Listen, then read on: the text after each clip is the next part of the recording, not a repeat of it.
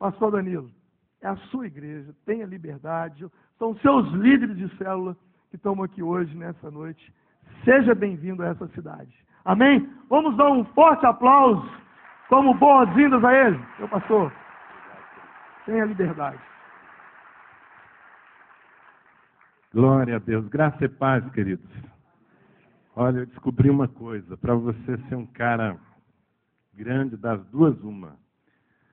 Ou você faz algo extraordinário na vida, ou você arruma amigos como esse, né? Que te põe lá em cima. É exagero, muito exagero. Pastor é assim, exagerado, ainda mais pastor que ama, né? Eu me lembrei agora de uma situação. Eu estava começando o ministério, fui fazer uma viagem ao interior do Paraná.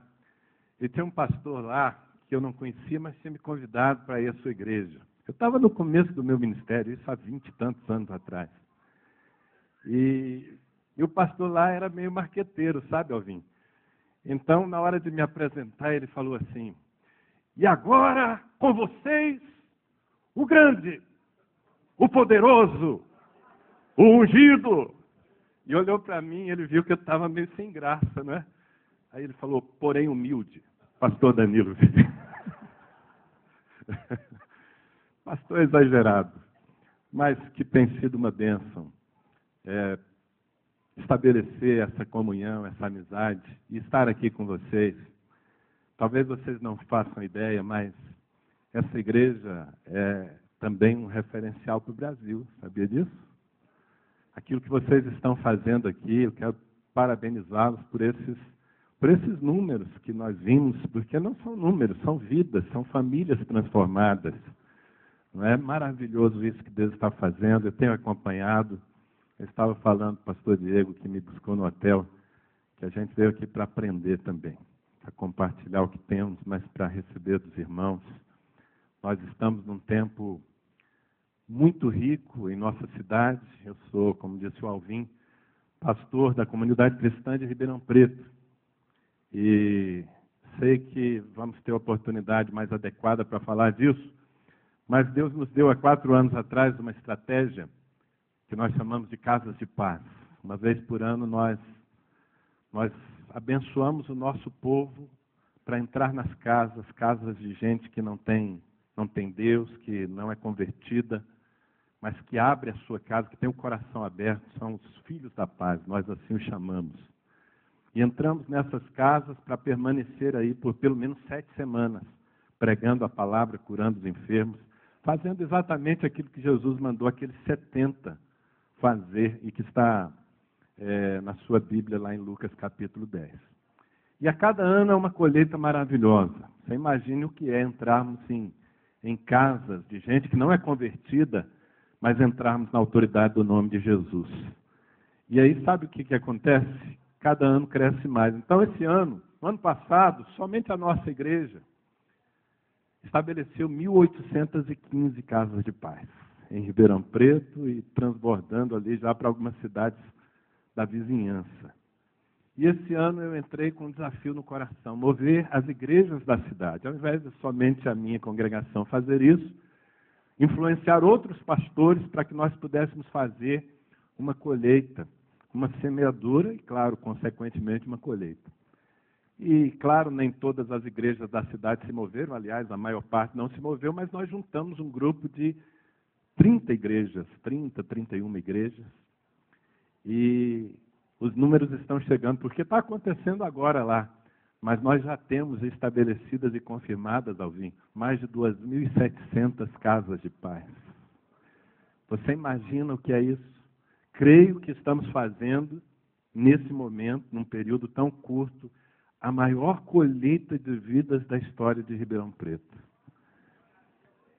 E quem é que faz isso? Um povo como esse aqui, apaixonado por gente. Tem alguém apaixonado por gente aqui? Pessoas como você. Gente de carne e osso, gente simples, mas cheia de fé, que está com autoridade entrando nos lares. E cada casa de paz é uma história, um milagre que acontece, são vidas que são transformadas. Eu ainda mando notícias sobre o desfecho dessa colheita, porque nós já estamos nos preparando. Você imagina o que é depois? levar esse povo todos que se convertem para o encontro. Já estamos programados para, no final de novembro, fazermos o nosso primeiro encontro, depois da colheita das casas de paz. Você consegue imaginar, fizemos isso ano passado, um encontro com 600 novos convertidos, sendo batizados no Espírito, assim, numa manhã de domingo. É o que está acontecendo lá e é o que tem acontecido em muitos lugares desse Brasil, inclusive aqui. É tempo de colheita. Diga para o seu vizinho, é tempo de colheita. Amém? Então é um privilégio, querido, estar aqui. Nós vamos estar com vocês até o domingo pela manhã. Me sinto muito honrado com o convite, com a oportunidade de conhecer essa igreja. Eu estou acompanhado por 2 discípulos. Eles estão ali atrás, né? Moisés e Luciano fazem parte da minha equipe de discípulos e eles estão me ajudando. Nós trouxemos aquilo que a gente pode deixar aqui, não é? Porque eu vou pregar, acho que 3 ou 4 vezes nesse fim de semana, mas tem tanta coisa para compartilhar e uma forma que descobrimos de fazer é trazer os materiais que temos. Alguém falou fiquei muito honrado, muito feliz por você. Eu falei ali, não é? Foi a semeadura mais abençoada que eu já fiz na vida. Eu dei um livro e ele comprou 330 para dar para vocês. Ô terra boa essa, eu vou te dar mais uns ali, viu? Trouxe mais. Mas muito mais do que vender livros, nós estamos compartilhando uma visão. Então, para você que não vai ganhar um livro, porque é para os líderes, né? Os que já são líderes, porque aqui todo mundo é líder, só tem alguns que não descobriram ainda e outros que ainda não foram treinados o suficiente, não é isso? Mas todo mundo é líder aqui, não é isso? Então, esse livro vai estar à sua disposição. Esse outro livro aqui, Chaves da Relevância, algumas das mensagens mais impactantes, mais poderosas em Deus que eu tenho ministrado estão nesse livro. Você sabe o que é relevância? Uma pessoa relevante é uma pessoa que faz diferença. É uma pessoa que não é medíocre, que ela não fica escondida no meio das coisas e das outras pessoas. Ela se revela como alguém de Deus e produz efeitos ao seu redor. Todos nós fomos chamados para relevância. E esse livro fala disso. São mensagens tremendas, só para aguçar o teu desejo aqui, alguns dos capítulos, não é? Das mensagens que estão aqui dentro. Ouse acreditar no que Deus diz a seu respeito. Lidere a si mesmo para influenciar outros. Não troque a relevância pelo apelo da evidência. Tem gente que quer ser evidente, não é? Quer aparecer. Nem tudo que você faz para Deus aparece, não é? Aliás, o que você faz aparece, nem sempre você aparece. Mas o que nós somos chamados a ser é pessoas que fazem diferença, mesmo que não apareçam. Você entende isso? Amém? Considere quanto vale, não quanto custa. Pessoas que vivem fazendo a conta dos custos não realizam, não conquistam. Nós precisamos colocar o nosso foco naquilo que vale uma conquista, e não quanto vai nos custar. Enfim, são só alguns exemplos aqui. Esse livro está disponível lá também. O material das casas de paz, essa cartilha aqui. Amanhã eu vou ter um tempo com os pastores, não é isso? Amanhã à tarde vamos ter um tempo com os pastores e eu vou falar especificamente sobre as casas de paz. Mas tudo que eu vou falar está aqui, nessa cartilha, as ministrações que nós usamos, toda a descrição da estratégia, que é muito simples, não é?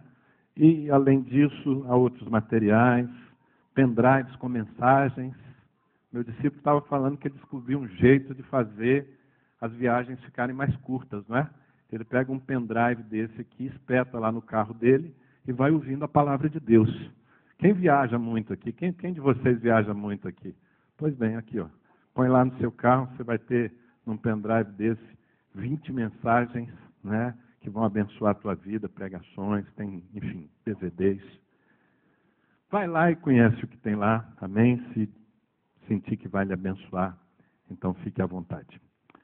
Bom, eu não vou... O pastor Alvim disse que eu posso pregar aqui à vontade, não tem hora para acabar, não é verdade? Ele só não garantiu que o pessoal fique até o fim, mas eu posso ficar à vontade. Não é assim? Mas eu não vou abusar de vocês, não. Creio que Deus tem algo especial a falar conosco, eu gostaria de, antes disso, orar ao Senhor. Queria que você curvasse a sua cabeça e que você concordasse comigo nessa oração. Senhor, eu sou muito grato a Ti por poder ministrar nesse altar, Senhor. Eu sei que é um altar santo, sei que essa igreja foi levantada pelo Senhor e tem caminhado com seriedade, com paixão. Meu Deus, nessa noite, rasga o céu sobre nós. Abre o nosso coração, a nossa mente, desvela o nosso entendimento, Senhor, para que nós possamos mergulhar naquilo que está no Teu coração e que ao sairmos daqui estejamos com muito mais do que um sermão na cabeça, mas que tenhamos uma marca do Senhor nas nossas vidas, sejamos levantados, ó Deus, para fazer diferença na nossa geração. É a nossa oração aqui em nome de Jesus Cristo. Quantos dizem amém? Amém. Abra a sua Bíblia em 2 Coríntios, capítulo 3, versículo 3. Segunda carta de Paulo aos Coríntios, capítulo 3, versículo 3. Enquanto você acha o texto, eu já vou pedindo oração também. Eu preciso de muita oração, irmãos. Eu cheguei em Formiga, entrei no hotel, já sofri um ataque enorme, uma tentação. Estava lá em cima da minha cama, uma cesta cheia de guloseimas, de salgadinhos, de um monte de coisa que vai quebrar minha dieta. Eu até peguei aquilo, falei, está amarrado em nome de Jesus. Chamei o discípulo lá que é magrinho, falei, tome, coma tudo isso aí, tira isso da minha frente. Os irmãos são muito carinhosos, mas por favor, respeita a minha dieta, tá bom? Eu estou tentando deixar de ser gordo, Alvin. 2 Coríntios, capítulo 3, versículo 3. Diz assim, porque já é manifesto que vós sois a carta de Cristo, produzida por nosso ministério e escrita não com tinta, mas com o Espírito de Deus vivo, não em tábuas de pedra, mas nas tábuas de carne do coração. Vou ler de novo, quero que você preste bem atenção. Porque já é manifesto que vós sois a carta de Cristo, produzida por nosso ministério e escrita não com tinta, mas com o Espírito de Deus vivo, não em tábuas de pedra, mas nas tábuas de carne do coração. Quero pedir que você deixe a sua Bíblia aberta e que, se você puder, anote aquilo que Deus vai falar com você. O que a gente guarda na cachola, na cabeça, se perde rapidamente. Aquilo que você registra num papel pode ser visitado de novo e Deus pode aprofundar. É um bom hábito nós anotarmos aquilo que Deus nos fala. Amém? Mas essa palavra, eu creio que é uma palavra de desafio, talvez de despertamento para todos nós aqui. Eu, há uns anos atrás, fui muito impactado por uma matéria que eu vi num canal de TV a cabo.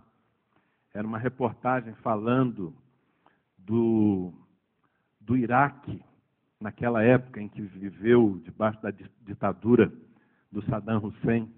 E muitas pessoas haviam desaparecido naquela época. E aquela reportagem mostrava, acompanhava um médico iraquiano, que havia perdido o seu irmão, ou seja, o seu irmão desapareceu de repente. E por muitos anos, esse médico procurou o paradeiro do seu irmão, procurou notícias e não encontrava, e o tempo foi passando. E ele acalentava no coração, ainda que cada vez mais fosse difícil, ele acalentava a esperança de encontrar o seu irmão vivo. E finalmente, quando, você deve se lembrar dessa época, né, os Estados Unidos invadiram e provocaram aquela guerra toda no Iraque e encontraram aquele ditador que estava lá num buraco lá escondido. Enfim, quando a ditadura do Saddam Hussein caiu, então os porões da ditadura foram expostos.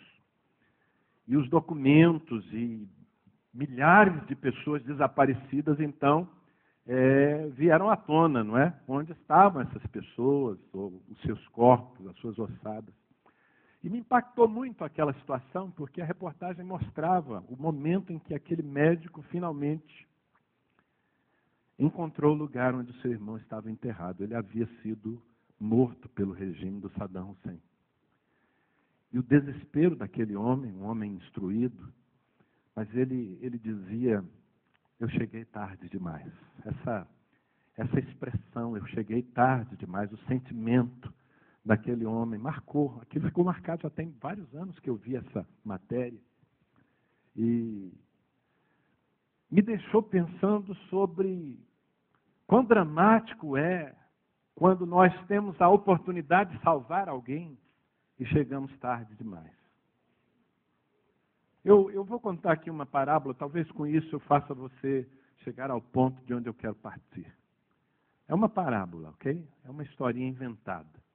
Mas imagine que você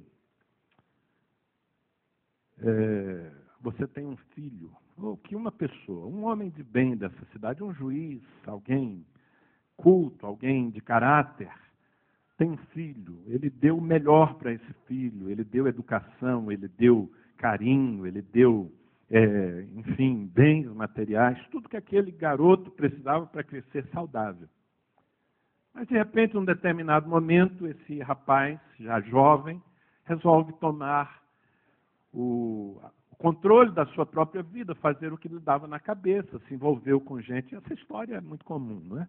Se envolveu com gente que não prestava, depois com crime, saiu de casa, desapareceu, e de repente o seu pai recebe a notícia que ele está num outro país, tinha sido apanhado traficando drogas num outro país, havia sido apanhado por um regime muito duro e estava condenado à morte.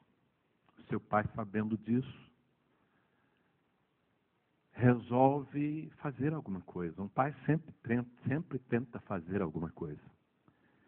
Então esse homem, ele busca saber onde está o seu filho, e ele vende tudo o que tem, literalmente, para criar um plano de resgate. Um plano pelo qual ele pudesse tirar aquele garoto, aquele rapaz, da mira da morte. Ele vai ser executado a qualquer momento, ninguém sabe qual momento. Então esse pai vende tudo o que tem, prepara tudo, todo um plano, e não podendo comunicar-se, não podendo estar com o seu filho, lhe envia uma carta, dizendo: filho, eu nunca desisti de você. Ainda que você não tenha andado pelos caminhos que eu projetei, eu nunca desisti de você. E agora que você está nessa situação terrível, eu não quero que bata à minha porta a notícia da sua morte. Por isso eu fiz tudo o que eu podia. E há uma forma de você sair daí. Há uma forma de eu te trazer de volta. Eu estou te mandando as instruções. Faça assim, assim, assim, assim. Todas as instruções estão naquela carta que ele envia.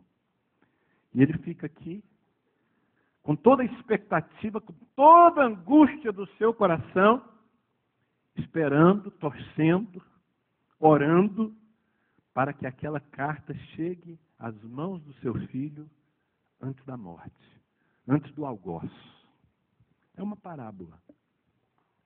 O que tem isso a ver com o que Deus quer nos falar nessa noite? Amados, de certa forma, eu descrevi a história de todo ser humano. Todo ser humano foi criado por Deus para a vida eterna. Todo ser humano, sem distinção, foi gerado nas entranhas do coração de Deus para ter uma vida abençoada, digna, eterna. Mas todo ser humano se desviou, se afastou de Deus, se colocou na rota da morte. Está todo mundo na rota da morte, no corredor da morte. Você já ouviu essa expressão, corredor da morte? Aqueles condenados nos países que têm pena de morte, que ficam simplesmente esperando, já estão condenados, e ficam simplesmente esperando o dia da sua execução. Os homens estão no corredor da morte. E Deus lhes envia uma carta. Onde é que nós entramos nessa história? A carta somos nós. A carta de Deus aos homens somos nós.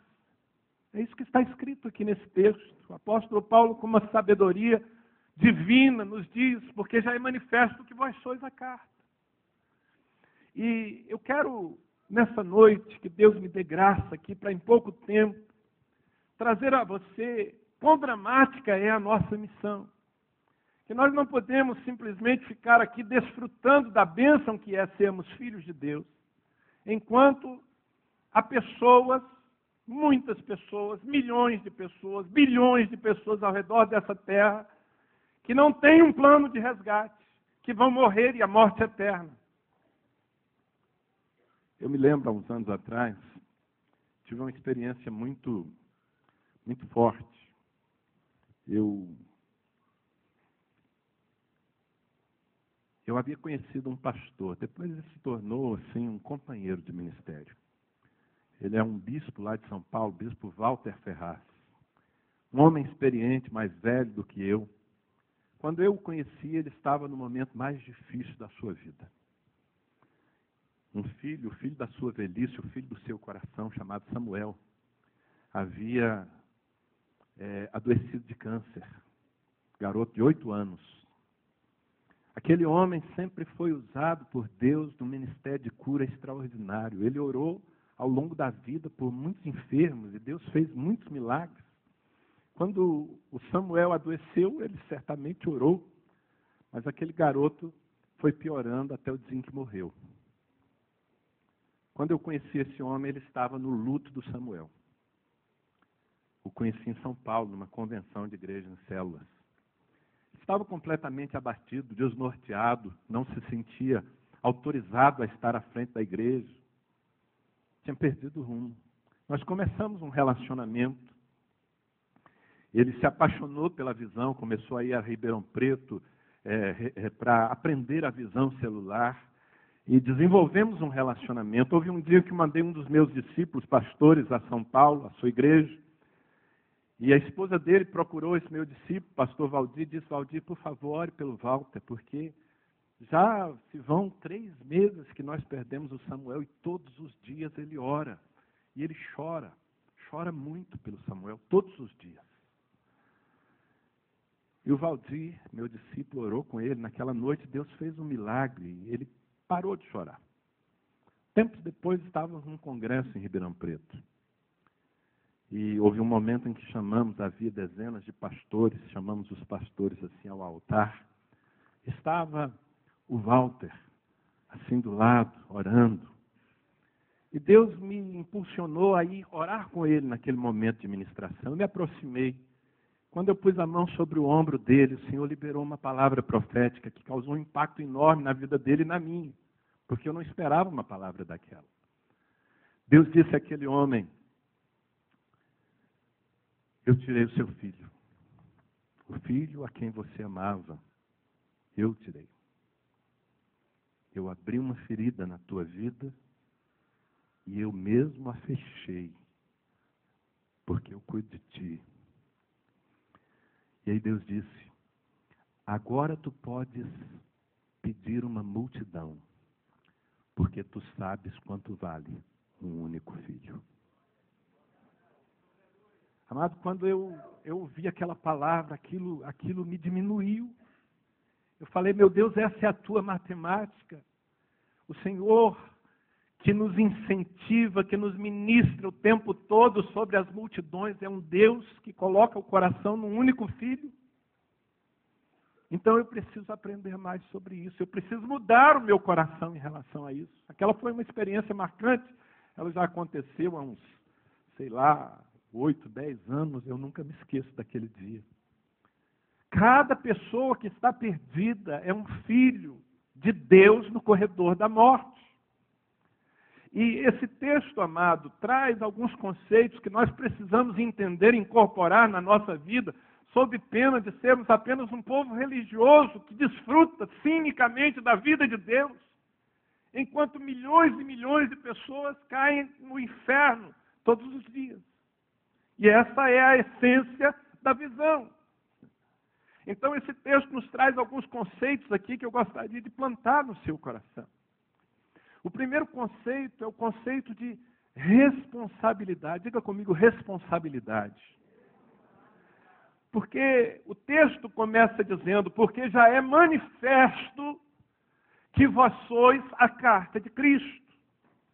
O que a palavra está nos dizendo é que Deus não tem um plano B, Deus não tem uma segunda via. Deus escolheu a igreja. Somente a igreja pode comunicar o plano de Deus aos homens.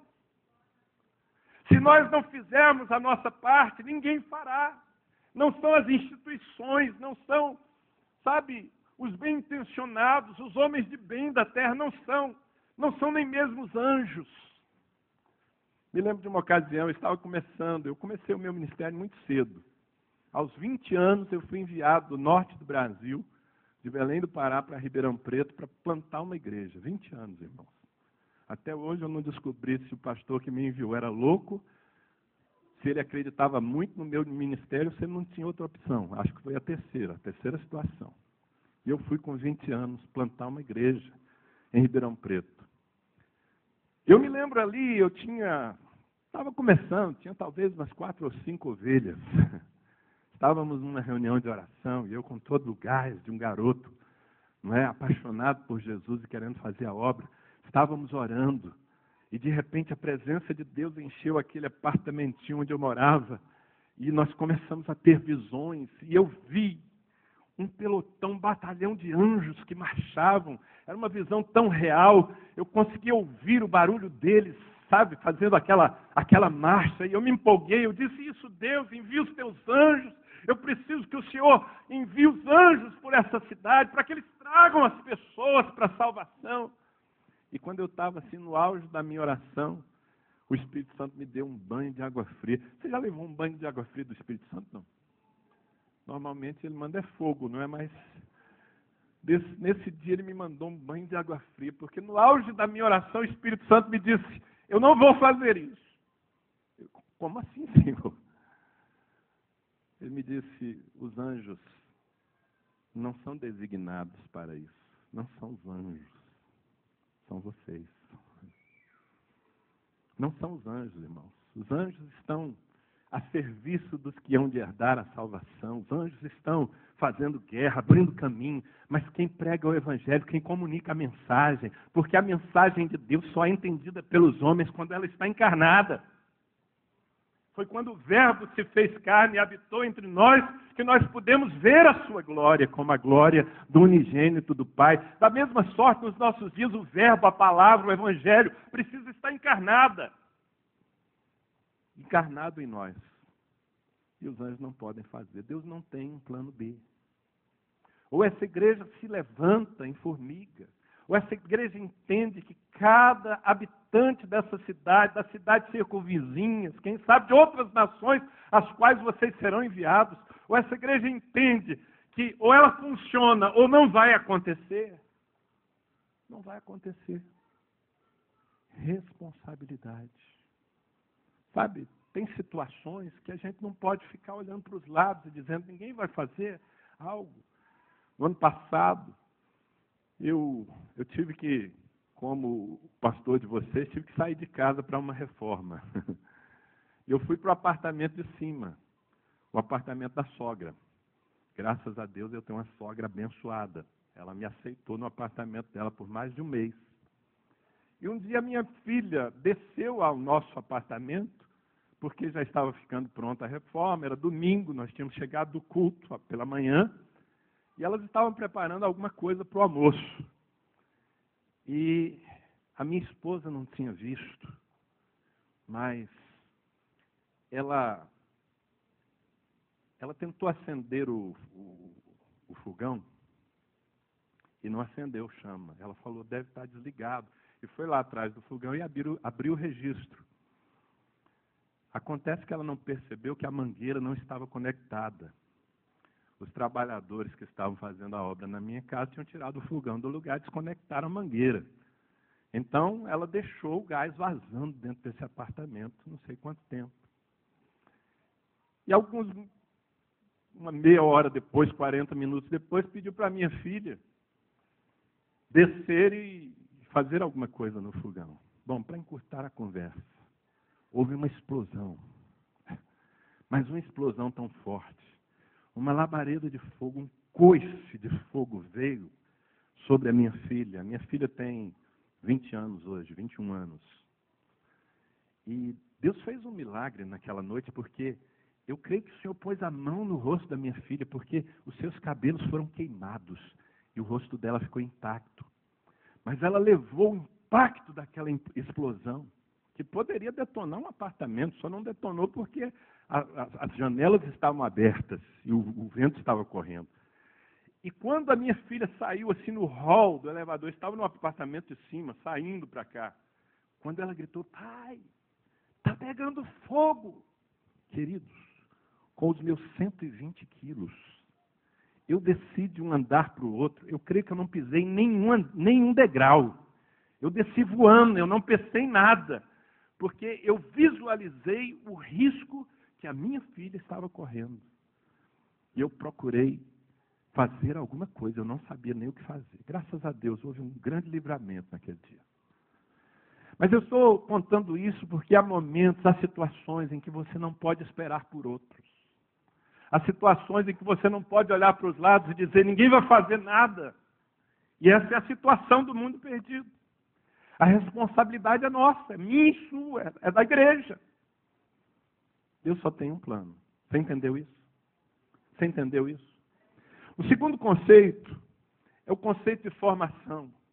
Porque quando Deus nos envia, Ele nos envia com uma mensagem que precisa estar bem escrita em nós. O apóstolo Paulo diz assim, porque já é manifesto que vós sois a carta de Cristo, produzida pelo nosso ministério. Repita essa expressão comigo, produzida pelo nosso ministério. Meu amado, se você não for uma pessoa produzida por um ministério de Deus, você não tem condição de expressar aquilo que Deus quer falar aos homens. Eu estou falando sobre discipulado.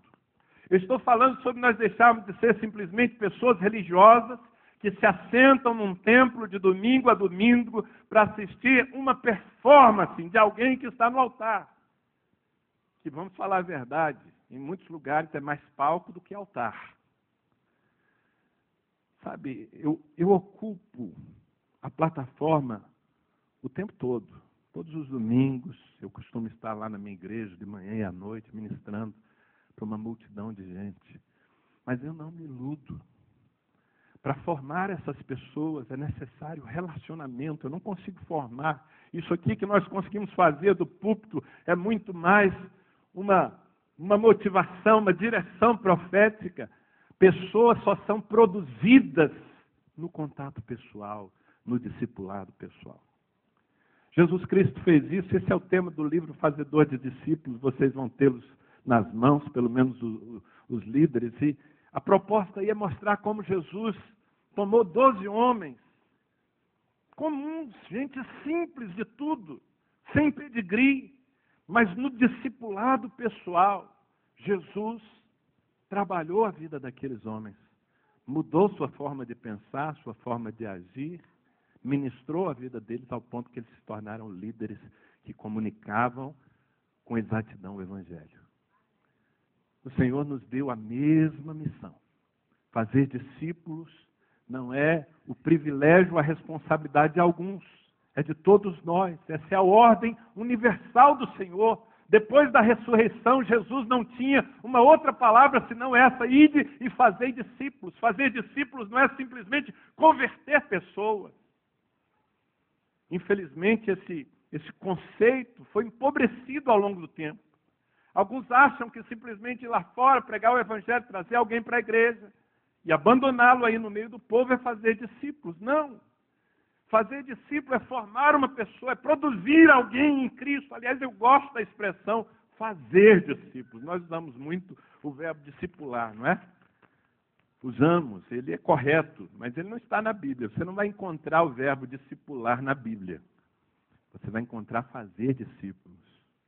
Porque isso traz a ideia de um trabalho artesanal, manual.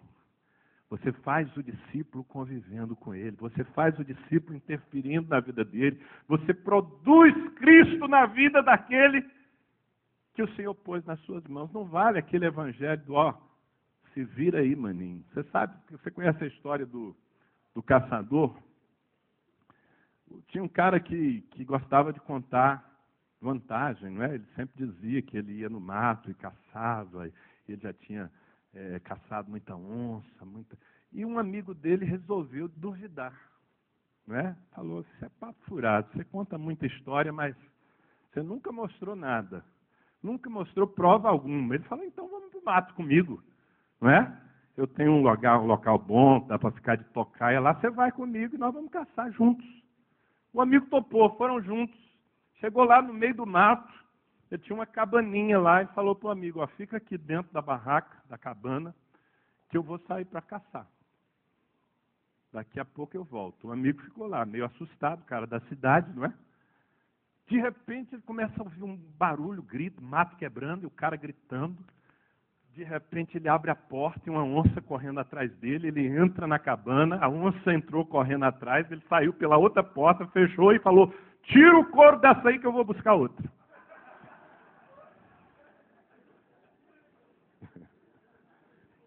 E eu descobri que tem muita gente na igreja que é assim.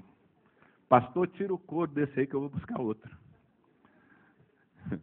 E a mensagem é, tira o couro você. Fazer discípulos é relacionamento pessoal. Amém? É investimento na vida de alguém. Mas você só pode fazer discípulos a partir do momento que você se qualifica. Só faz discípulo quem é discípulo. E aqui que entra essa nossa responsabilidade, a necessidade de nós entendermos esse conceito. Se você não está sendo produzido pelo ministério de alguém, você nunca estará realmente habilitado a fazer a obra de Deus. Sabe o que eu quero dizer? Quem é que está te produzindo, meu irmão? Porque Paulo está dizendo aqui, falando a um povo, vocês são resultado do nosso ministério, vocês são produzidos por nós. Eu posso falar com liberdade sobre isso, porque eu sei que isso faz parte da visão dessa igreja. Amém? Mas a minha pergunta é, você está na visão? Quem está discipulando você? Amanhã a gente vai entrar mais fundo nisso. Mas eu quero já aqui dizer que, a não ser que nós entendamos e vivamos o discipulado, como diz a palavra, nós não vamos conseguir comunicar a mensagem. E filhos de Deus continuarão sendo executados.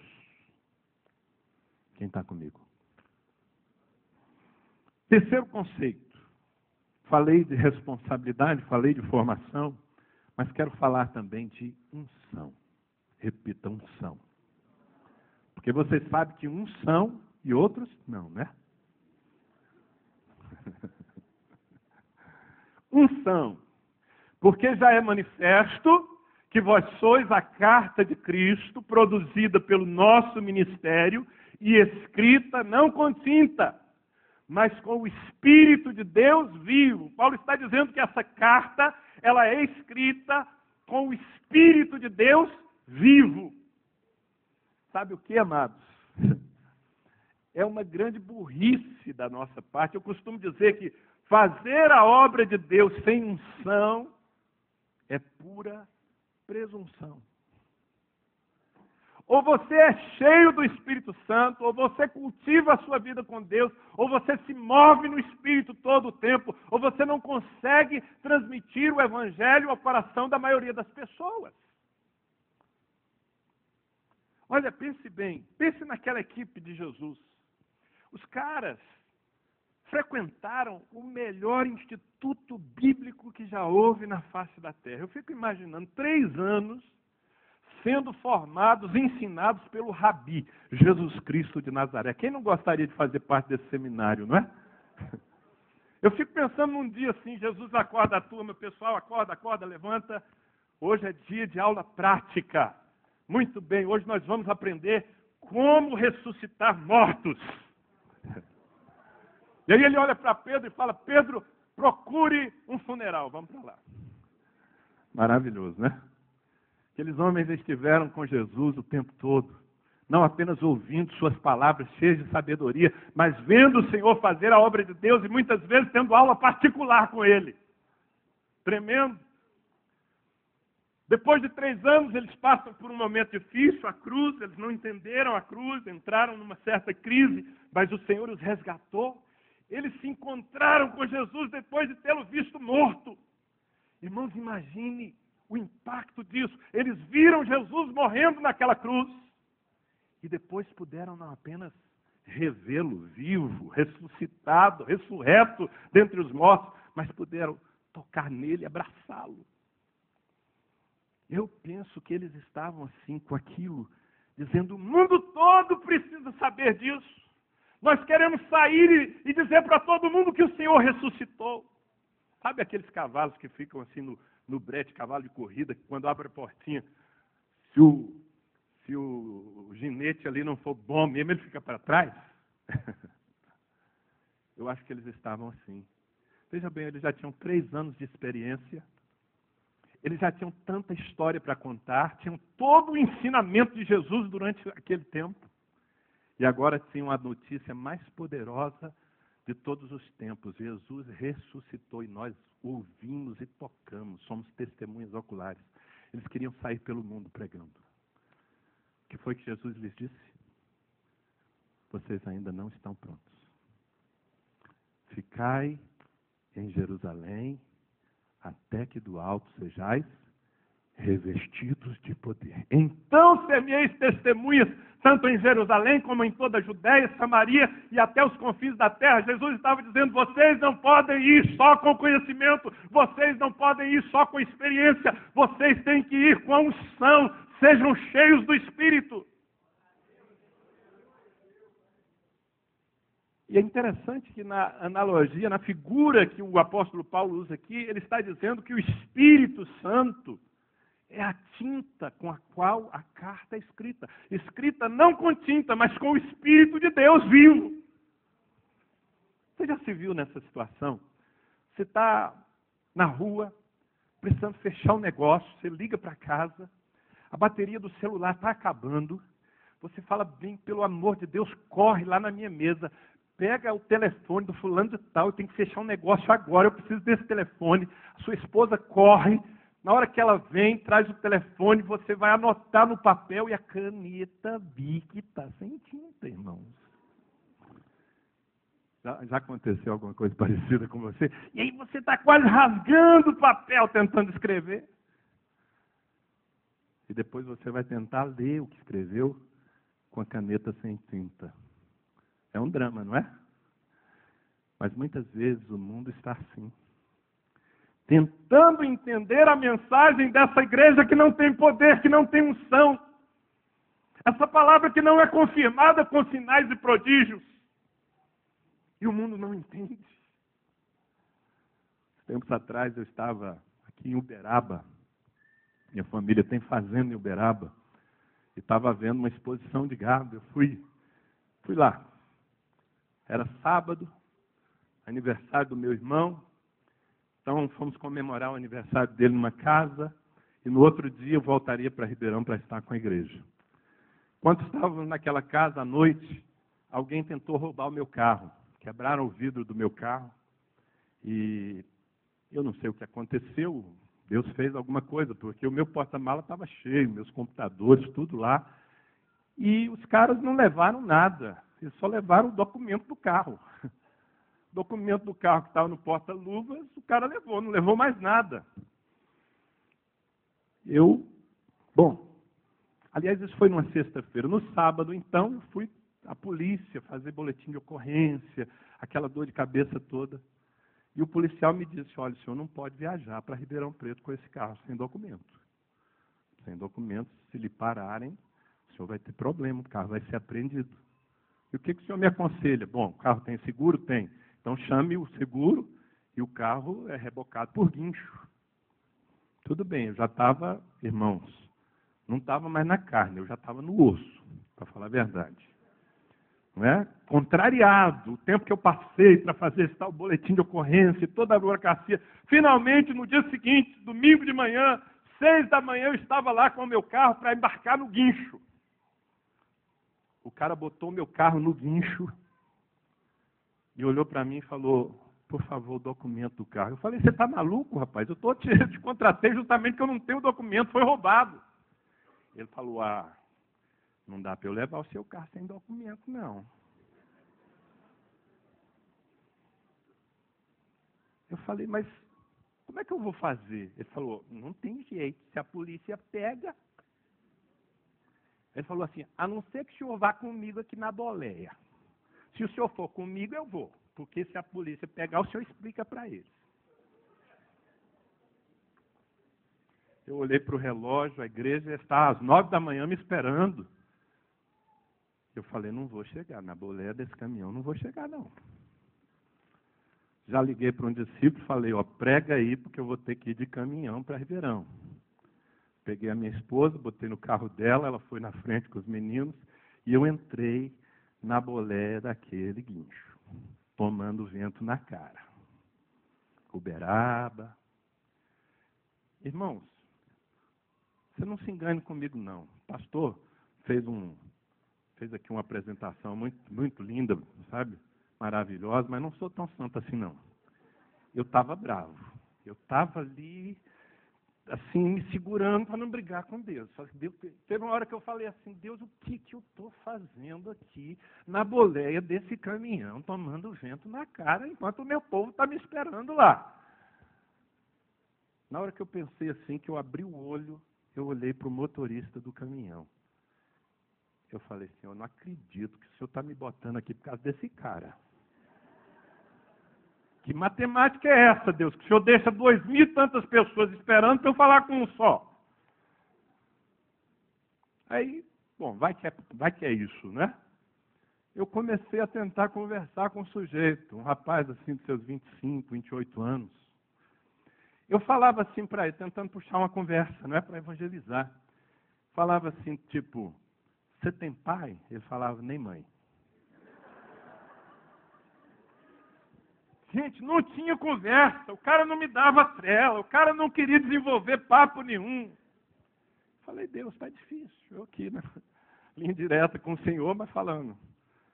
De repente, eu tenho uma visão. Estou ali olhando para o cara, ele dirigindo o caminhãozinho dele lá, e eu tenho uma visão. Eu vejo umas ramas, tipo umas raízes assim, enrolando no pé dele, subindo pela perna. Eu falei, Deus, não entendi nada, explica melhor isso aí. E o Espírito Santo me falou, esse rapaz essa semana provou pela primeira vez na vida drogas. E se ele não tomar uma posição, em muito pouco tempo ele vai estar preso. Eu não pensei 2 vezes. Tomando tanto vento na cara também, eu tinha que fazer alguma coisa. Eu falei, rapaz, olha, deixa eu te falar uma coisa. Deus me mostrou isso assim, assim, assim. E ele falou que se você provou drogas pela primeira vez essa semana. Ele olhou para mim com um olho desse tamanho e falou, mas foi só um pouquinho de maconha. Bom, nós estávamos atravessando o Rio Grande ali, divisa de São Paulo com Minas. Dali até Ribeirão Preto. Ele me deu toda a atenção do mundo. E quando ele chegou na porta da minha casa, que nós descarregamos o meu carro, ele estava fazendo uma oração de entrega. E eu estava anotando os dados dele para passar para uma igreja de Uberaba, onde ele morava.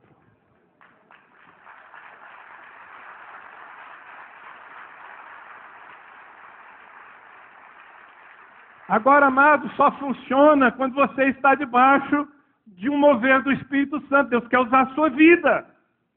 Amém? O Espírito Santo foi dado sem medida. Você não precisa ter carteirinha de pastor, sabia? Você só precisa cultivar todos os dias a sua vida com Deus. Parar o mundo, entrar no seu quarto, fechar a porta, desligar o celular, esquecer o Facebook e dizer, Deus, eu estou aqui só para ti. Parei o mundo para estar contigo. E o Espírito Santo te enche, te renova. E você pode sair dali como uma tocha viva. Amém? Não tente fazer a obra de Deus sem unção. Isso é presunção. Escrita não com tinta, mas com o Espírito de Deus vivo. Quarto conceito. Você está comigo? Nós estamos indo muito bem, irmãos. São 72 conceitos que eu vejo nesse texto bíblico e nós estamos avançando numa boa velocidade. Você está comigo até o fim, não é? Quarto. Não, calma, vai embora não, eu estou brincando. Compaixão. Compaixão. Porque já é manifesto que vós sois carta de Cristo, produzida pelo nosso ministério, escrito não com tinta, mas com o Espírito de Deus vivo, não em tábuas de pedra, mas nas tábuas de carne do coração. A carta não é escrita em tábuas de pedra. A tábua é escrita a mensagem, a carta é escrita em tábuas de carne. Vocês falam carne aqui mesmo? Lá em Ribeirão é carne. Aqui é carne também? É carne? Fala para eu ver. Carne. Mas fala carne para mim. Ai, senti em casa agora. Amados, compaixão. Esse é o combustível da visão. Compaixão. Você sabe o que é compaixão? Você saberia me dar o conceito, me dar a descrição do que é compaixão? Bom, paixão você sabe o que é, né? Paixão é sofrimento. A paixão de Cristo. O sofrimento de Cristo. Paixão é literalmente sofrimento. Se tiver algum apaixonado aí, com certeza de alguma forma está sofrendo. Compaixão é sofrer com. É sentir a dor do outro. E a nossa Bíblia diz que Jesus, quantas vezes você lê no Evangelho, e ele, movido de compaixão, fez isso, fez aquilo. Esse era o combustível de Jesus, o que o fez, como diz Lucas, em Atos capítulo 10, andar por toda parte, fazendo bem, curando a todos os oprimidos do diabo. Na verdade, o combustível de Jesus era a compaixão. Ele olhava para as pessoas e ele as amava.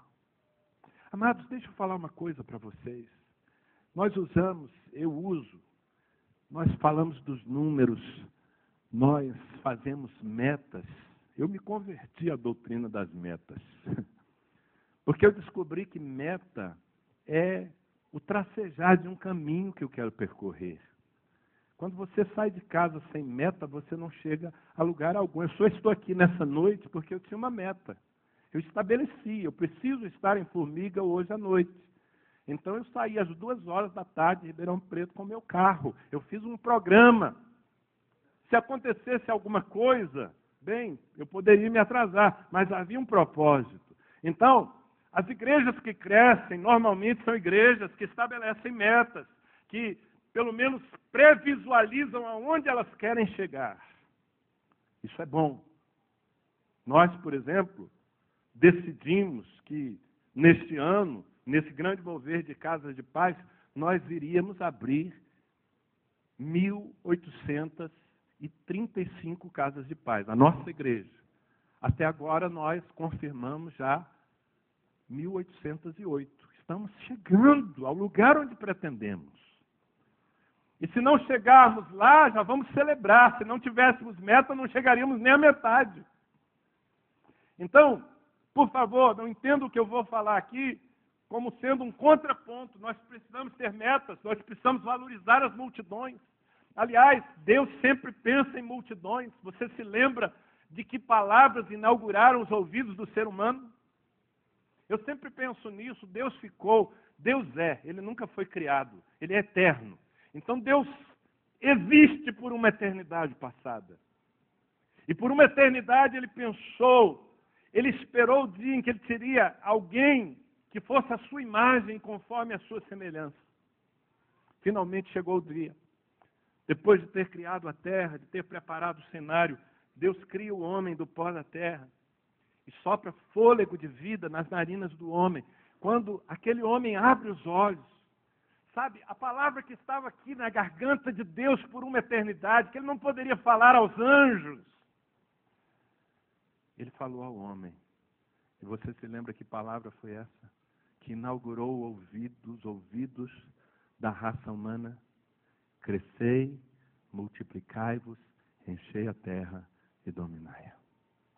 Então as multidões estão no coração de Deus, as multidões começam nessa palavra lá no início da Bíblia, e quando João, escrevendo o livro de Apocalipse, tendo aquelas revelações maravilhosas, quando João tem um trailer do último dia, João pode vislumbrar o último dia da história. O que ele vê? Uma multidão, vestida com vestes brancas, incontável, de gente de todas as tribos, línguas, povos e nações, diante do Cordeiro. Então, multidão é de Deus. Diga comigo, multidão é de Deus. Mas nós não podemos nos perder no apelo da multidão, entregando o nosso coração aos números e não às pessoas. Nós só vamos ser a igreja que comunica o Evangelho e salva multidões se nós formos gente apaixonada por gente, se nós valorizarmos cada um. Lembra daquela história do bispo Walter? Agora tu podes pensar em multidões, porque tu sabes quanto vale um único filho. Amém? Compaixão. Há uns anos atrás, mais precisamente 31 de dezembro de 2004, 10 anos atrás, um pouco mais que isso. Aquele dia era um dia muito especial. Nós estávamos experimentando uma revolução em nossa igreja. A visão celular trouxe um avivamento no nosso ministério. A nossa igreja cresceu de uma maneira que nós não podíamos nem prever. E naquela noite, última noite do ano de 2004, nós fomos para o ginásio de esporte, porque não cabia o nosso povo no nosso templo, e nós fomos para o ginásio de esportes da cidade, para fazer a Noite das Luzes. É o último culto do ano. Naquele dia em especial, eu estava muito feliz, porque pela primeira vez nós tínhamos chegado à casa das 1000 células. A minha filha, que era uma adolescente na época, tinha aberto a célula número 1000 da igreja. Quando eu cheguei naquele ginásio, que eu entrei, o culto já havia começado. Estava aquela multidão naquele momento, umas 3.000 e tantas pessoas naquele ginásio. O céu descendo ali, aquele povo adorador. E eu entrei naquele lugar e comecei a me lembrar do dia em que eu cheguei em Ribeirão Preto com 20 anos, achando que se um dia eu tivesse uma igreja com 100, 150 pessoas, eu seria um pastor muito bem sucedido. E de repente, quando eu comecei a ver aquela multidão, os líderes, nós estávamos apresentando a segunda geração, 144. Era uma noite muito especial. Vocês não contam isso para ninguém, tá? Que é uma confissão. Mas eu comecei a sentir um certo orgulho, falar, uau, olha o que Deus me usou para fazer. Era o meu sentimento. De repente, irmãos, eu fui tirado daquele lugar. O Espírito Santo tirou a minha consciência daquele ginásio de esportes. Ele nem me avisou. Não teve aviso prévio. Foi no susto mesmo. De repente, eu me vi fora daquele ginásio. Eu percorri Ribeirão Preto. Eu perdi a noção do tempo. Essas experiências assim, a gente não sabe nem contar direito. Mas eu percorri as ruas de Ribeirão Preto naquela noite de 31 de dezembro. Poucos minutos antes da virada do ano. Eu vi jovens se drogando, se acabando. Eu vi meninos jogados nas ruas sem ter uma casa, uma companhia, homens, sem ter alguém para compartilhar aquela noite especial. Eu vi pais de família metendo o pé na porta, arrebentando suas casas, agredindo suas famílias, bêbados. Eu vi tanta desgraça, tanta miséria. E quando eu voltei, quando a minha consciência voltou para aquele ginásio, o orgulho tinha desaparecido. Eu estava chorando, eu estava muito envergonhado diante de Deus. Muito envergonhado. de me sentir bem-sucedido por ter, naquela ocasião, 3.000 e poucas pessoas alcançadas, quando do lado de fora haviam mais de 500.000 perdidas. Eu pedi muito perdão a Deus. E desde então, eu não me sinto um homem bem-sucedido no ministério. Sou muito grato a Deus por tudo que Ele fez, mas eu olho para as portas da minha igreja, olho para o lado de fora, para aquilo que está nos desafiando, e eu penso que nós não fizemos nada ainda. Porque nós temos que ser movidos não por ganância, não por poder. Gente, multidão traz poder. Mas nós temos que ser movidos pelo mesmo sentimento que moveu Jesus desde os céus a essa terra. Compaixão. Compaixão. Não importa quem seja aquela pessoa que entre na sua célula, que você aborda na rua, que você compartilha a palavra, pode ser o homem mais rico de formiga, pode ser um moribundo, alguém que não tem onde dormir, vale o mesmo para Deus. É um filho no corredor da morte. E você precisa comunicar isso com a única linguagem que as pessoas entendem, a linguagem do amor de Deus. Quem está entendendo? Compaixão. Sem compaixão o ministério se torna pesado. Você vai aí no embalo, você vai abrindo células, você vai sendo honrado, mas chega uma hora que você se cansa disso. Só quem não se cansa de gente é quem ama gente. Você ama gente? Se você ama gente, você é um reflexo do coração do Pai aqui. Se você não ama gente. Eu me lembro, eu estava vendo esse cenário aqui, que não é a decoração que vocês fizeram para o Congresso, estamos em obras, desculpe o transtorno. Eu achei maravilhoso, é isso. Um dia uma irmãzinha chegou para mim, no agito da visão, corre para cá, encontro, célula, multiplicação. Ela falou, pastor, nós não vamos aguentar. Isso aqui é muito agito, pastor. Essa visão exige muito de nós. Eu falei para ela, querida, você está enganada. Essa visão não exige muito, não. Essa visão exige tudo. Ou você entrega tudo, ou você não vai aguentar mesmo. Essa visão exige tudo de nós, porque exigiu tudo do nosso Deus. Amém? E quem se converte às pessoas, comunica o Evangelho. Querido, eu quero terminar essa palavra te falando de um último conceito, que é o conceito de unidade. Diga comigo, unidade. Porque o texto não diz que nós somos as cartas. Não está escrito aí, vós sois as cartas de Cristo. Está escrito vós, plural, sois a carta. Nós juntos somos uma carta. E se nós não formos um povo unido, unido por um sentimento, unido por um senhorio, unido por uma visão, nós também não comunicamos, o mundo não entende a nossa linguagem, a nossa mensagem, na verdade. Eu vou até pedir uma coisa, é uma elucidação. Se alguém puder emprestar aqui um papel em branco para o pastor Alvim. Eu queria, Alvim, que você fizesse um favor. Escreve nesse papel, escreve assim em letras bem grandes, uma frase, um parágrafo, uma frase curta, mas algo que você entende que é algo que Deus está falando para a igreja, para a sua igreja nesse tempo. Uma frase, alguma coisa importante, que você gostaria que o teu povo todo ouvisse nessa noite. Ok? Deixa ele lá, esquece o Alvim, deixa ele fazer esse exercício aí. Escreve bem grande assim, em português, tá, irmão? Porque eu só leio em português. Enquanto isso, eu falo um pouco sobre unidade. Queridos, unidade é tão fundamental. E nós, muitas vezes, não damos o devido valor. Vamos voltar àquela equipe de Jesus. O que aconteceria se você soubesse que está prestes a morrer? Não precisa bater na madeira, não, porque você não é supersticioso, amém? Não tem nem madeira para você bater aí. É só um exemplo.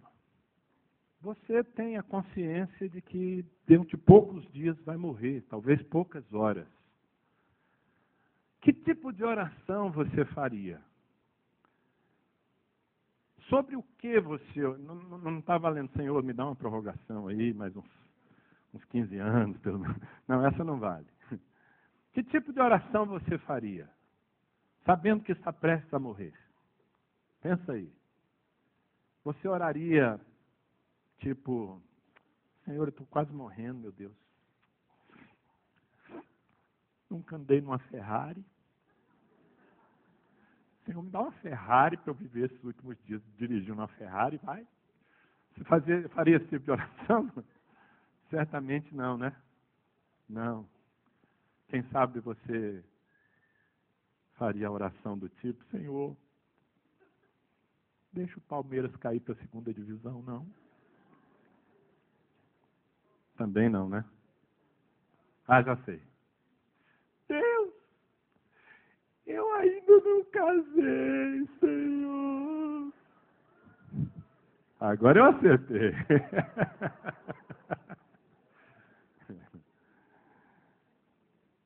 Não, a gente não oraria sobre essas coisas.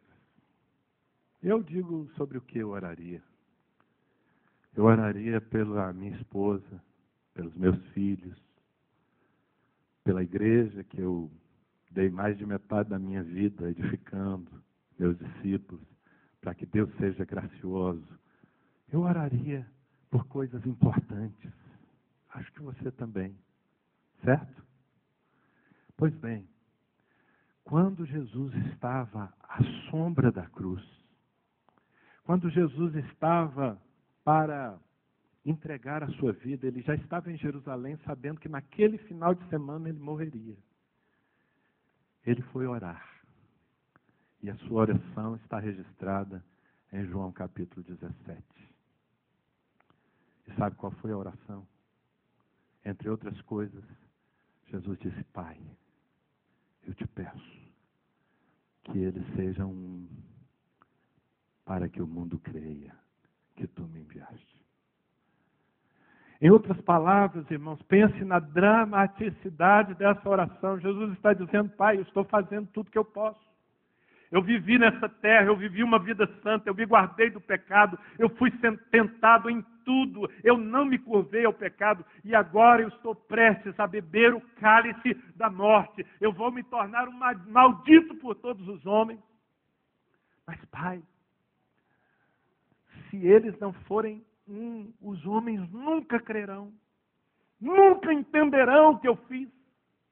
Por isso eu te peço que eles sejam um, para que o mundo creia. Está feito? Está feito? Por favor. Então nós precisamos entender que as nossas diferenças, e eu digo isso até de uma maneira mais geral, precisamos começar a ser um aqui entre nós os que estamos debaixo do mesmo teto, nós os que nos movemos debaixo de uma mesma visão, mas precisamos transbordar isso para mais além, porque nós não somos os únicos, não somos exclusivos, porque Deus tem uma única igreja que é composta por todos aqueles que são lavados pelo sangue do Cordeiro. Enquanto não formos elementos de unidade, enquanto não nos quebrantarmos ao ponto de perdoarmos uns aos outros, porque nós nos ferimos aqui. Se é um desafio entre nós, é o desafio da convivência. Conviver, viver junto não é fácil. Olhe para o seu lado e diga, é verdade, pastor.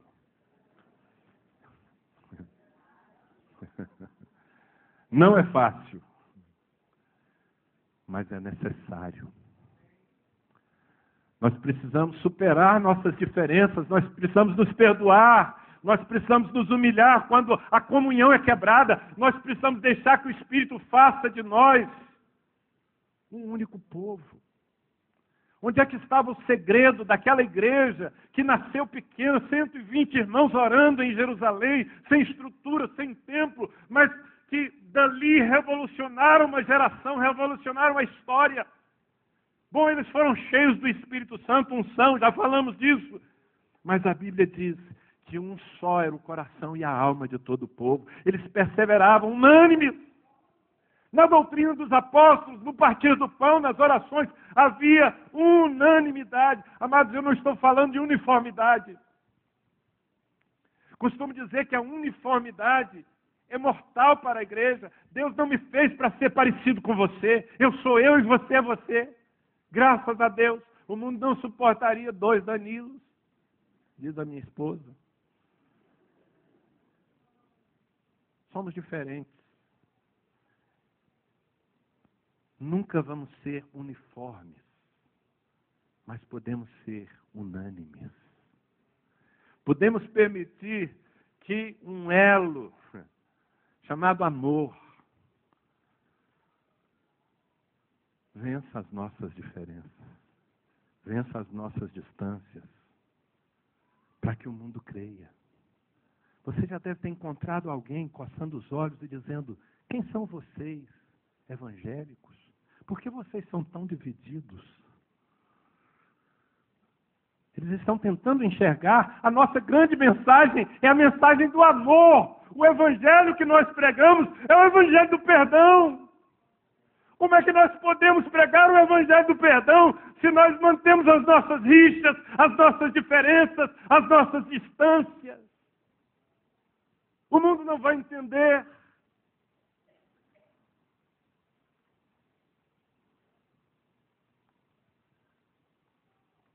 Tremendo. Está curioso? Quem está curioso? Só uns 10, então não vou ler não. Ninguém está curioso aqui, vou ficar para mim. Vou mandar botar num quadro, pendurar lá no meu escritório. Você quer que eu leia? Tem que pedir, senão eu não vou ler. Tá bom. Então tá bom.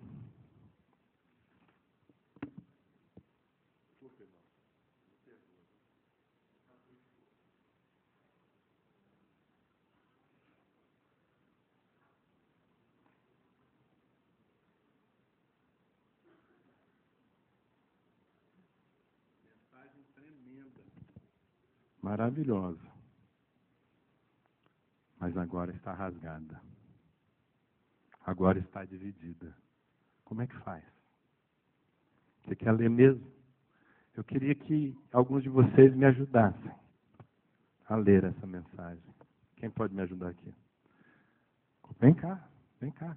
Só precisa saber ler, ok?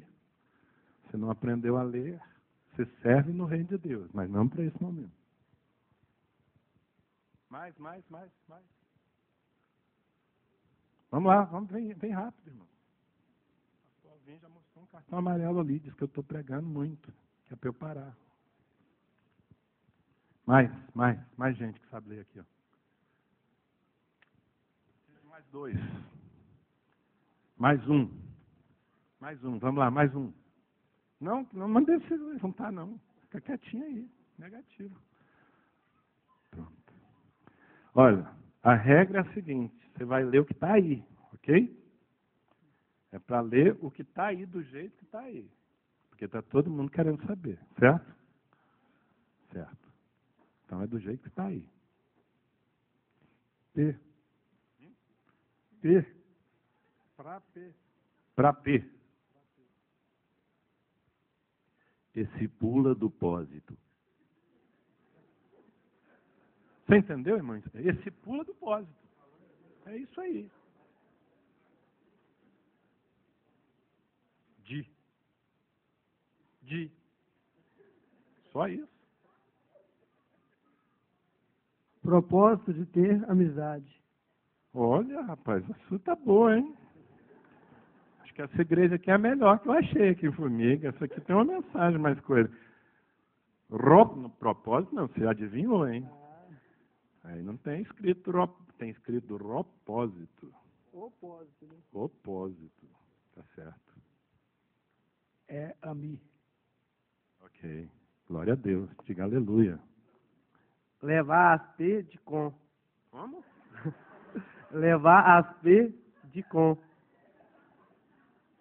Profundíssima essa parte. Eu tô todo arrepiado, irmãos. Pessoas, Deus. Pessoas, Deus. Valeu.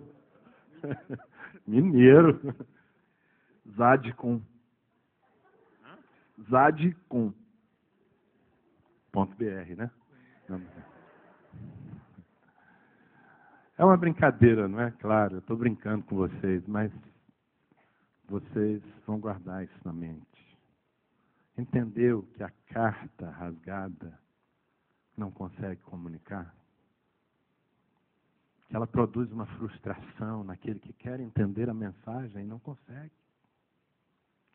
E assim, muitas vezes nós estamos rasgados, estamos divididos, estamos distantes, mantemos os nossos gostos particulares. Quando a direção profética da igreja traz um rumo, logo tem alguém dizendo, eu não penso assim, eu acho que não vai dar certo. Enquanto nós nos perdemos no nosso individualismo, o mundo segue sem entender. E filhos de Deus morrendo. Vamos pagar o preço para montar esse quebra-cabeça? Vamos lá? Vem cá, junta aqui, ó. Se virem. Vai lá, irmãos, orem porque isso não é fácil não. Pode começar a interceder, pode orar em línguas também. Vê se vocês conseguem aí sem brigar, hein? Você vê que tem irmão que não consegue nem chegar perto, né? É uma luta, a unidade é uma luta. Só o pastor Alvinho ali para dar um comando. Eu sinto que sem oração não vai não. Fecha seu olho, começa a orar. Conseguiram? Quem vai ler para todo mundo? Vamos lá?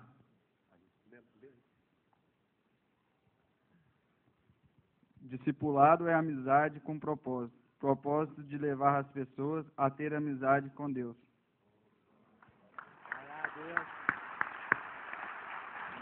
Discipulado é amizade com propósito. Propósito de levar as pessoas a terem amizade com Deus.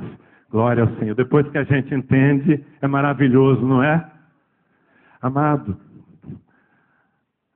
a mensagem da cruz é mais poderosa ainda do que essa. Vamos lá? Fique em pé, fique em pé. Repita comigo, responsabilidade. Porque já é manifesto que vós sois a carta de Cristo. Formação, repita. Produzida pelo nosso ministério. Terceiro, unção. Escrita não com tinta, mas com o Espírito de Deus vivo. Quarto, compaixão. Não em tábuas de pedra, mas nas tábuas de carne do coração. E finalmente, unidade. Nós somos a carta. Você entendeu a mensagem? Eu posso ter um tempo de oração com vocês. Eu não vou estender isso aqui, eu sei que tem uma unção de líderes aqui. Mas eu quero orar com você, se os músicos puderem nos ajudar. Mas eu queria que você fechasse seus olhos. Aliás, eu queria que você desse as mãos para essas pessoas que estão aí ao seu lado. E que nós levantemos um clamor pelos filhos de Deus perdidos em formiga. Pelos filhos de Deus que estão no corredor da morte, esperando que a carta chegue. Eu quero que você ore dizendo, meu Deus, a responsabilidade é minha. A responsabilidade é nossa. Você pode levantar a sua voz? Você sabe orar? Você aí na galeria, levante a sua voz. Lembre-se das pessoas que fazem parte do seu relacionamento, sua família, seus amigos, seus vizinhos, aqueles que trabalham com você. Quantos estão no corredor da morte, nunca entenderam a mensagem. A carta não chegou até eles. Diga, Deus, me levanta, levanta a igreja. Senhor, traz sobre nós um senso de responsabilidade.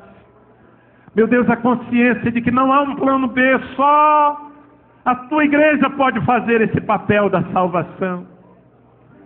Ore, meu querido, ore.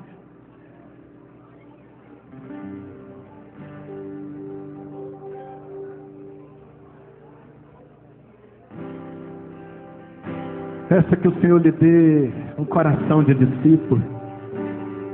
Senhor, me produz. Faz de mim um verdadeiro discípulo, Senhor.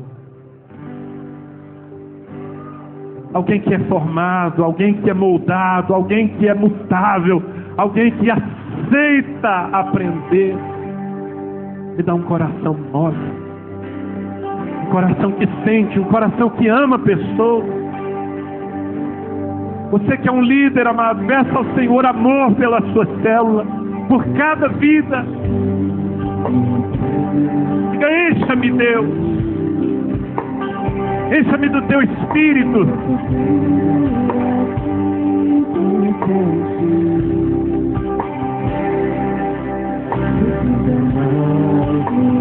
Não se preocupe em cantar, deixa só os músicos cantando. Ore, ore. Diga: Deus, enche-me do teu Espírito. Derrama unção na minha vida.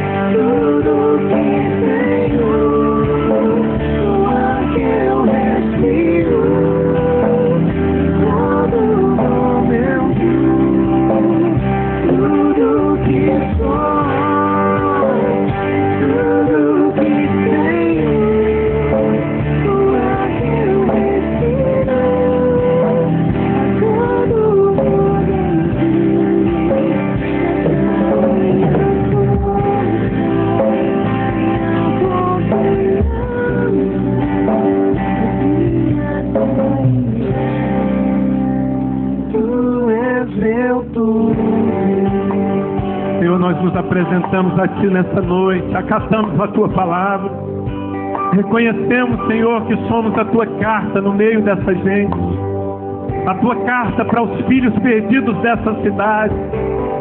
Reconhecemos, Senhor, que não temos chegado às mãos, aos olhos, ao coração da maioria ainda.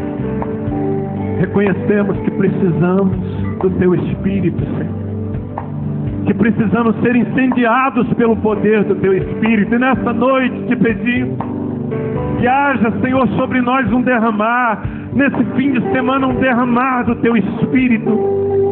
Senhor, que o óleo suba e que a Tua unção em nós nos mova em compaixão. Quebra a dureza do nosso coração, quebra o poder do nosso egoísmo, Senhor. Converte o nosso coração às pessoas. Converte o nosso coração àqueles que estão lá fora esperando uma palavra de salvação. Meu Deus, tem misericórdia de nós. Dá-nos um coração de carne, um coração mole, um coração que sente, Senhor.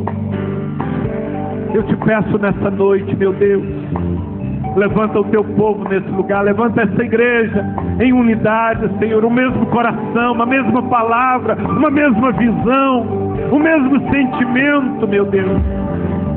Faz uma obra de tal maneira, Senhor, que o mundo que está lá fora consiga perceber que o amor que nós pregamos nos cativou. Fez de nós uma família que se ama. Perdoa as nossas divisões. Senhor, em nome de Jesus, eu te peço, levanta-nos, Senhor, levanta-nos e envia-nos, deixa-nos chegar a cada um antes que a morte chegue, Pai. Antes que a morte chegue, em nome de Jesus, em nome de Jesus. Eu ainda quero te pedir uma coisa. O Espírito Santo vai trazer assim como flecha agora na sua mente o nome, a imagem de pessoas que estão perdidas. Feche seus olhos. E à medida que você vai vendo essas pessoas, vai se lembrando delas, clame a Deus e diga: meu Deus, me dá a oportunidade de chegar com o Teu amor, com a Tua palavra a essa vida. Diga o nome delas diante de Deus. Eu estou pedindo que você interceda. Eu não estou Sabe, às vezes nós esperamos ser enviados para o outro lado do mundo. E dentro da nossa casa, dentro dos ambientes que frequentamos todos os dias, há filhos do Pai morrendo na perdição. Ore por eles agora, em nome de Jesus. Tenha compaixão, peça para Deus derramar amor no teu coração por essas vidas. Se lhe vierem lágrimas aos olhos, derrame essas lágrimas nesse altar. Diga, meu Deus, eu quero chegar, eu quero ir. Eu quero comunicar, Senhor, me envia. A responsabilidade é minha, se eu não fizer, quem fará? Como ouvirão se não há quem pregue? Oh, meu Deus, derrama um espírito de compaixão nessa igreja. Derrama um espírito maior de compaixão sobre nós, Senhor. Cativa o nosso coração, meu Deus. Amolece-nos, Senhor. Oh, meu Pai, em nome de Jesus. Em nome de Jesus, meu Deus. Usa todo esse fim de semana para nos moldar. Para nos moldar como tua carta. É a nossa oração em nome de Jesus. Diga comigo, porque já é manifesto que vós sois a carta de Cristo, produzida pelo nosso ministério e escrita, não com tinta, mas com o Espírito de Deus vivo, não em tábuas de pedra, mas nas tábuas de carne do coração. Que o Senhor te abençoe, que o Senhor te use, que essa cidade toda conheça o amor de Deus.